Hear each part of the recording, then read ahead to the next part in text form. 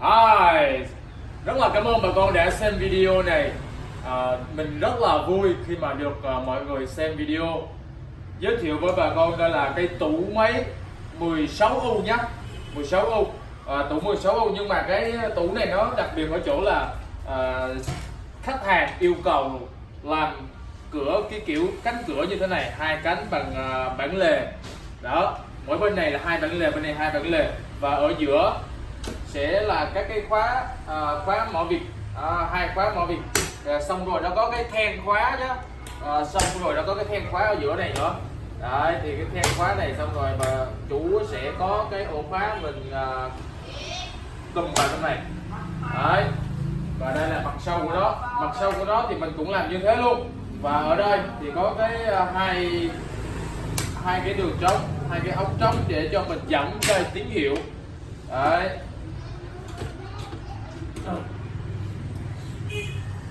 bắt đầu rất mạnh ra, mạnh ra. Đấy, có cái then ở bên trong bà con ơi, có cái then bên trong đó luôn nhá. Đấy, và ở đây là cái nắp. Rồi nắp thì hai bên vẫn có hai cái khóa bướm như thế này, rất là chắc chắn. Đấy, ván dày cui luôn. Em đo giùm anh cái bề dày của ván. Cái này mình lặp ngược ra thì mình sẽ thành một cái bàn. Bề dày của ván. Trong thì mình sẽ có ốc vít này để cho mình cố định những cái thiết bị lên trên máy, lên tủ máy. Ván này dày là 1,7 cm, gần 2 cm bà con nhé. Đây, và bên trong nó có thiết kế là hộc mixer. Bên trong thiết kế là hộc mixer này. Rồi, hộc mixer. Đấy, bây giờ mình sẽ kéo chiều ngang cho bà con mình xem nè, chiều ngang nè. 51.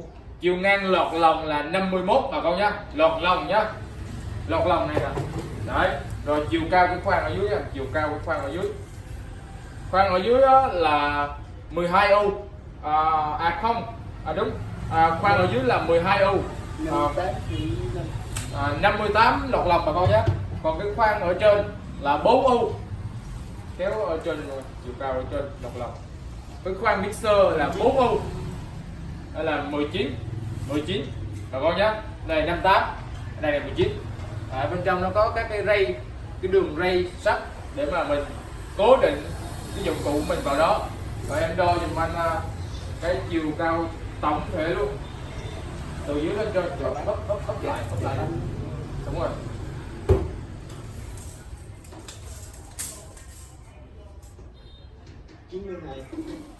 Chiều cao từ dưới nền lên trên phủ bì của cái tủ là 92 cm bà con nhé, 92 cm. Và bây giờ thì em sẽ quay gần hơn cho mọi người xem cái cấu tạo chi tiết. Đấy, em bỏ cái bìa ốc, mở cái nắp lên luôn này, mở cái nắp lên. Đấy, mở cái nắp lên bà con xem. Đấy, ván rất là dày. Cái bằng trước này là có nẹp thêm luôn nhôm, ốp thêm nhôm luôn. Đấy, bà con xem đây. Đấy, đây là cái then này, then ok. Rồi, cho vào.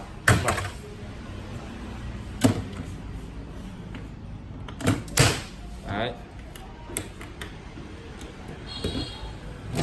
Đấy, con này thì mình sẽ sử dụng khóa. Đấy, sử dụng khóa. Và với cái tủ có thiết kế như thế này, tại vì nó phát sinh thêm mình phải chạy bo hai bên cửa này, chạy bo nhôm hai bên cửa này, nó thêm chi phí về nhân công và chi phí về vật liệu, nên giá nó sẽ cao hơn so với là mình làm một cái cánh cửa. Còn đây là hai cái quai. Đấy, mọi người có thể xem hai cái quai này. Đấy, cấu tạo của nó rất là cứng cáp. Đấy, đây là mặt sau. Và cái bánh xe mình sẽ xem có hai cái bánh xe chế